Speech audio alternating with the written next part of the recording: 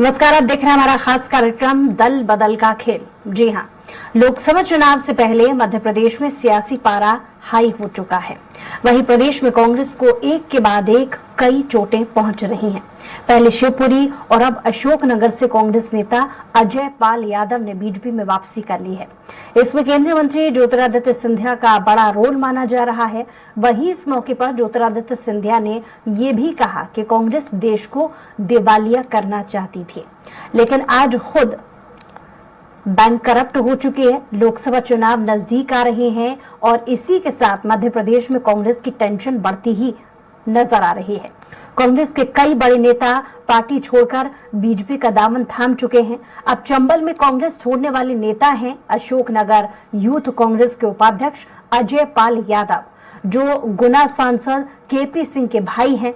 वहीं पार्टी के विदिशा जिला अध्यक्ष राकेश कटारे, टीकमगढ़ के पूर्व विधायक दिनेश अहिरवार, छतरपुर के पूर्व मंडी उपाध्यक्ष कैलाश द्विवेदी समेत कई नेताओं ने बीजेपी की सदस्यता ली है।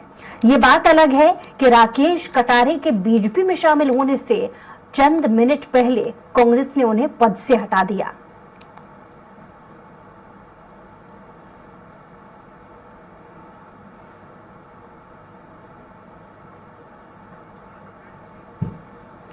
तो जिस तरीके से देखा जा रहा है, पिछले दिनों एक नहीं, दो नहीं, 3 बार ऐसा हो चुका है जब लगातार कांग्रेस के जो नेता हैं, बड़े दिग्गज नेता हैं, वो बीजेपी में शामिल हो रहे हैं। इसकी फहरिस्त दिन ब दिन बढ़ती चली जा रही है। चुनावी लिहाज से देखा जाए, बीजेपी की लगातार बड़ी जीत हो रही है। इस पर ज्यादा बातचीत के लिए हमारे साथ राम अवतार गुप्ता जी, जो कि वरिष्ठ पत्रकार हैं, हमारे साथ जुड़ गए हैं। बहुत स्वागत है आपका राम अवतार जी। और दूसरी तरफ शशांक भार्गव जी भी हमारे साथ जुड़ गए हैं, पूर्व विधायक हैं। शंकर लाल तिवारी बीजेपी से नेता, वो भी हमारे साथ जुड़ गए हैं। लेकिन सबसे पहले राम अवतार जी आपके पास आएंगे। जिस तरीके से कांग्रेस के नेताओं को पार्टी पर भरोसा कम होते हुए कांग्रेस छोड़ वो बीजेपी में शामिल हो रहे हैं, इसके मायने असल समझे जाएं तो आप इसे किस तरीके से देखेंगे? इसे हम इस तरीके जी, इसे हम इस तरीके से देखेंगे कि भाजपा पिछले 5 साल से जिस ढंग से वॉशिंग मशीन चला रही है अपनी, और ये देखिए कि राजनीति में एक ट्रेंड चल रहा है कि कांग्रेस से भाजपा की तरफ जा रहे हैं, भाजपा से कांग्रेस की तरफ नहीं आ रहे हैं। दल बदल में दोनों तरफ होता है। तो इसलिए अपन ये नहीं कह सकते कि ये दल बदल है। ये एक्चुअली उनके राजनीतिज्ञों के आपराधिक रिकॉर्ड की वजह से उनसे दल बदल कराया जा रहा है। इसका सबसे बड़ा प्रमाण है प्रधानमंत्री का भोपाल का एक बयान, जिसमें उन्होंने कहा कि एनसीपी में 70,000 करोड़ का घोटाला हुआ है और उसके 5वें दिन जिसने घोटाला किया उसको उप मुख्यमंत्री पद की शपथ दिला दी गई। इसलिए इसको दल बदलना कह के केवल भाजपा की तरफ बदल ये कहा जाएगा। जाहिर है ये पार्टी के लिए चिंता का विषय और इसे समझना भी होगा। इसलिए उनकी पार्टी कतार को रखने के लिए हमारे साथ शशांक भार्गव जी भी हमारे साथ जुड़ गए हैं, पूर्व विधायक रह चुके हैं। बहुत स्वागत है आपका शशांक जी। जी नमस्कार। शशांक जी, ये वाकई में पार्टी के लिए चिंता का विषय है, क्योंकि एक बार नहीं, 2 बार नहीं, लगातार हम देख रहे हैं कि कांग्रेस से छोड़ बीजेपी में शामिल हो रहे हैं नेता। इसके कारण क्या आप मानते हैं? भारतीय जनता पार्टी दबाव डालकर लोगों को अपनी तरफ खींच रही है। ये एक क्षणिक मामला है। कुछ समय ये चलेगा जब तक मोदी जी सत्ता में हैं। 2024 के चुनाव के बाद मोदी जी की कुर्सी चली जाएगी तो जो लोग जा रहे हैं वो वापस आएंगे। एक सतत प्रक्रिया है कि आदमी पावर से डरता है और ये डराने धमकाने का काम जो भारतीय जनता पार्टी कर रही है। जितने भी अपराधी हैं, जो इसमें स्मगलर हैं, जो उल्टे सीधे काम करते हैं, उन लोगों वो लोग अगर बीजेपी में आ जाए तो वॉशिंग मशीन में से धुल के साफ हो जाते हैं। अजीत पवार जी का उदाहरण हमारे सामने है। 70,000 करोड़ का घोटाला था और दूसरे मुख्यमंत्री की शपथ दिला दी। तो ये जो भी कुछ हो रहा है ये प्रजातंत्र के लिए घातक है। ठीक है, ये तो रही बात आपकी पार्टी की तरफ से। अपनी पार्टी की तरफ से अपनी बात रखने के लिए शंकर लाल तिवारी जी भी हमारे साथ जुड़ गए, बीजेपी से नेता। बहुत स्वागत आपका शंकर लाल जी। शंकर लाल जी, जिस तरीके से कांग्रेस के नेता बीजेपी में शामिल हो रहे हैं, इसके पीछे आप कारण क्या मानते हैं कि कांग्रेस से लगातार, क्योंकि एक नहीं दो नहीं, लगातार हम देख रहे हैं कि कई सारे नेता बीजेपी में शामिल हो रहे हैं। आप देख रहे हैं, देश देख रहा है कि कांग्रेस डूबती हुई जहाज है और डूबते हुए जहाज में कौन बैठा रहना चाहेगा। आते कांग्रेस अभी तो आधी कांग्रेस बच गई राम जन्मभूमि के मामले को लेकर के। इस दिन से फैसला कांग्रेस पार्टी ने राजनीतिक मकान रखा। यह कहना चाहिए कि गोस्वामी तुलसीदास ने लिखा है कि जाका प्रभु दारुण दुख दीना ताकि मति आगे हरीना। तो इनकी मति मारी गई। अब मंदिर से क्या विरोध था, राम जी से क्या विरोध था, वो पूरे विश्व के धरती के नहीं तीनों लोग के नायक है। इन्होंने प्रस्ताव पास कर लिया। तमाम कांग्रेसी कितना दुखी हुए हैं, उनके परिवार के लोग कितना दुखी हुए हैं कि हम जिस पार्टी में जीवन भर से काम कर रहे हैं, उस पार्टी ने सिर्फ वोट की राजनीति करने के लिए और सिर्फ तुष्टीकरण करने के लिए, और उन्होंने कहा कि हम राम मंदिर, अरे भाई नहीं जाना तो मत जाते, पर आपने आमंत्रण ठुकरा दिया।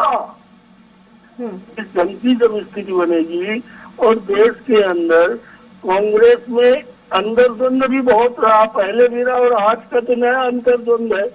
एक राहुल की कांग्रेस है, एक सोनिया की कांग्रेस है।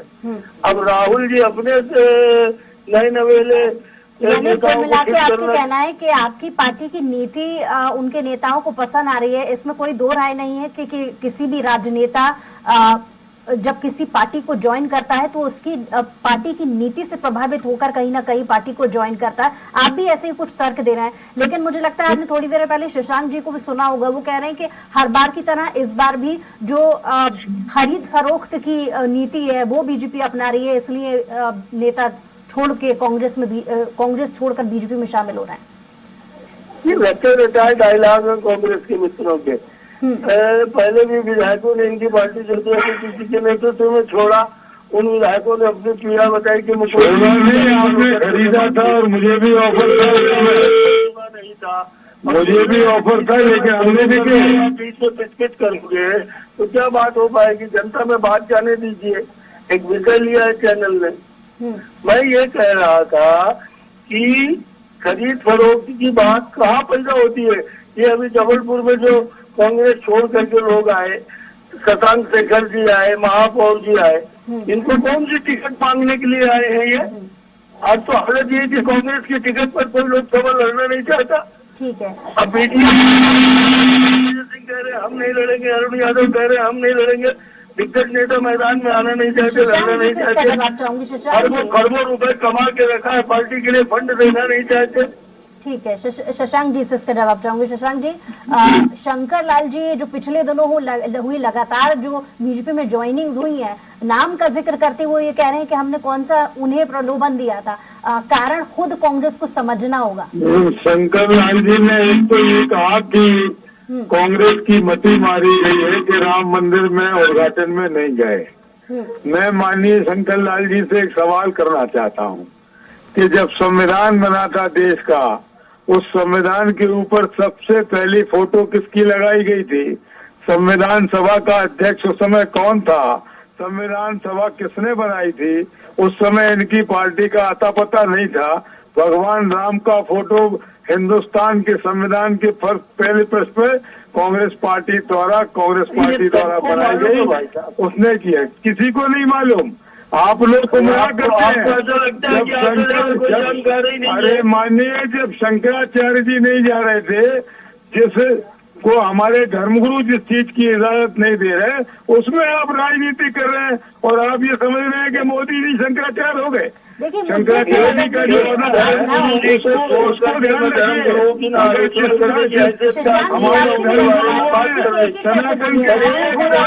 अगर वो जो कहेंगे हम उसको करेंगे, तोड़ मरोड़ के किसी बात को पेश करके जनता को। शंकर लाल जी और शशांक जी, आपको निवेदन करूंगी कि करके बोलिएगा लौट रही हूँ शंकर लाल जी आपके पास। शशांक जी से मेरा सवाल।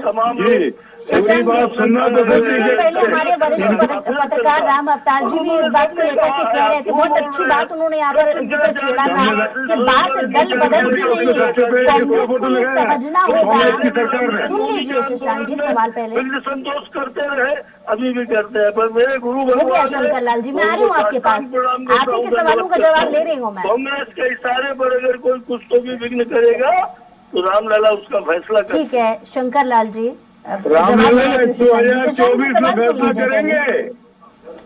शशांक जी, राम अवतार जी ने कुछ देर पहले कहा था कि ये बात दल बदल की नहीं है, कांग्रेस को ये वाकई में समझना होगा कि लगातार कांग्रेस के नेता अगर बीजेपी में शामिल हो रहा है, और शंकर लाल जी भी इस बात को लेकर के कह रहे हैं कि चलिए ये भी मान लिया जाए, कुछ देर पहले आप भी कह रहे थे कि अगर बीजेपी डाइवर्ट करने के लिए या रिझाने के लिए कुछ ऑफर्स देती भी है अगर कांग्रेस के नेताओं को, तो कम से कम पॉलिसी नीति कांग्रेस को तो मजबूत अपनानी होगी। विधानसभा चुनाव भी निकल गए, एक ही फॉर्मेट पर कब तक ऐसे काम चलेगा? कुछ अपनी तैयारी तो मजबूत करनी होगी ना। देखिए मैडम, विधानसभा चुनाव भारतीय जनता पार्टी नहीं जीती, ईवीएम से चुनाव जीती है और उसी टैक्टिस के उस पर चल रहे हैं।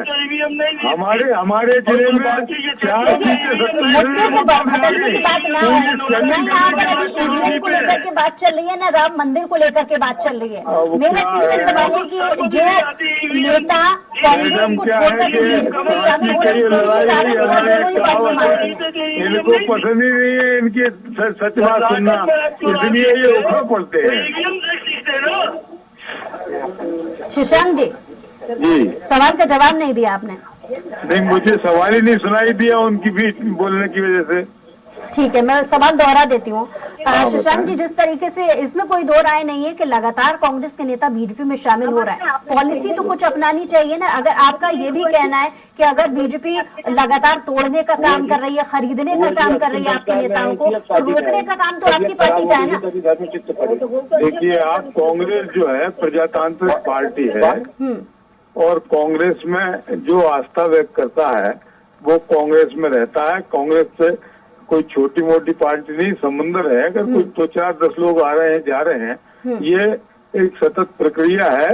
जो लोभी लोग होते हैं वो चले जाते हैं या किसी लेकिन देश की सबसे पुरानी पार्टी होने के बावजूद, सबसे पुरानी नीति होने के बावजूद और देश में सबसे ज्यादा वक्त तक सरकार रखने वाली जो पार्टी है वो कांग्रेस पार्टी है। ऐसे में आपके नेता अगर टूट करके दूसरी पार्टियों में जाएंगे तो कहीं ना कहीं नीतियों को लेकर सवाल तो उठेंगे।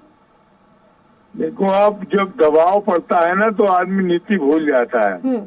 किसी का घर तोड़ रहे हैं, किसी के यहाँ छापे पड़वा रहे हैं, किसी के ईडी को भेज के उसे जबरदस्ती दबाव बनाकर पार्टी ज्वाइन करा रहे हैं। ये आज भारतीय जनता पार्टी की नीति और नीयत हो गई है। जो लोग नहीं आ रहे हैं उनको जबरदस्ती दबाव में लाकर और पार्टी ज्वाइन कराकर ये सिद्ध करना चाहते हैं कि हम लोकसभा चुनाव जीत जाएंगे। लेकिन ये जनता हर चीज समझती है, जनता समझती है। आज बिहार में क्या किया इन्होंने, बिहार में जब विधायक नहीं थे उसके बाद भी अध्यक्ष को हटा दिया और इसके बाद अपना बहुमत साबित करने में सफल हो गए टिकम लगा के। तो ये सच के साथ ही नहीं है, प्रजातंत्र का गला घोट रही है भारतीय जनता पार्टी। इसलिए ये लोगों को दबाव में लाकर अपनी पार्टी में मिला रहे हैं और कोई बात नहीं। ठीक है, इसका जवाब मैं शंकर लाल जी से लूंगी, लेकिन इसी बीच राम अवतार जी से भी इस पर रिएक्शन चाहूंगी।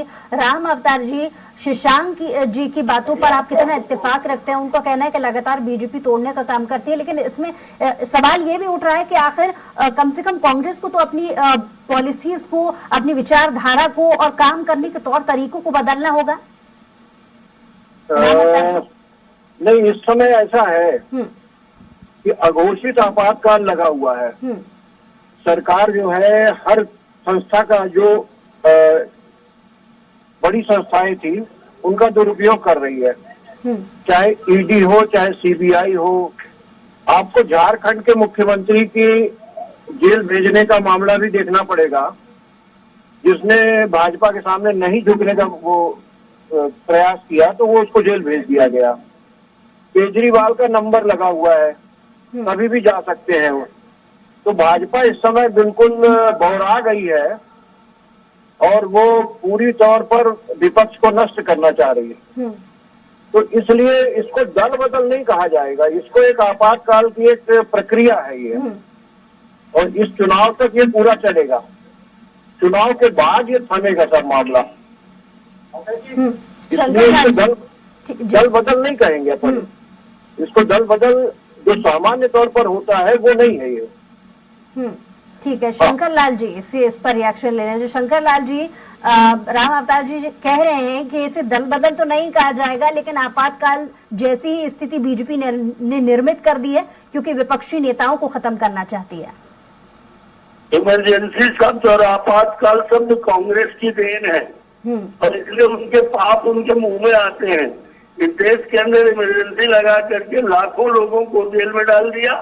पूरे देश को 1975 में आपातकाल लगा करके जेल बना दिया, और मनमानी तानाशाही चलाई, पार्लियामेंट 6 साल का कर दिया, और इसलिए उनको भूत सवार है। आज देश आगे बढ़ रहा है, मोदी जी के नेतृत्व में देश विकास की गति और विकास की ऊंचाइयां छू रहा है। आम जनता पूरी तरीके से मनोयोग से भारतीय जनता पार्टी और मोदी जी के साथ है। इसके बावजूद ये छाती पीट रहे, मंदोदरी विलाप कर रहे, ये करते रहे। आपने बार-बार इनसे पूछा कि शंकर लाल जी, एक सवाल और अक्सर आता रहता है है विपक्षी नेताओं की तरफ से और कांग्रेस की तरफ से भी खास करके, कि आखिर क्या वजह है जब बीजेपी को इतना ही भरोसा मोदी के चेहरे पर है, अपनी नीतियों को लेकर के, सरकार के काम को लेकर के है, तो आखिर क्या वजह है कि कांग्रेस के अलावा जो दूसरे पार्टी के नेता है वो बीजेपी में शामिल नहीं हो रहे हैं ज्यादा संख्या में? चलिए, शंकर लाल जी से संपर्क टूट गया है। इसका जवाब मैं शशांक जी से लूंगी। शशांक जी, आपने सवाल सुना? शशांक जी, क्योंकि कांग्रेस पार्टी ये भी सवाल पूछती रही है कि अगर बीजेपी को इतना ही भरोसा है अपनी नीति, अपने कार्यकाल को लेकर मोदी के चेहरे पर, तो आखिर क्या वजह है कि सिर्फ कांग्रेस के ही नेता बीजेपी में शामिल क्यों हो रहे हैं और अन्य पार्टियों के नेता क्यों नहीं शामिल हो रहे हैं?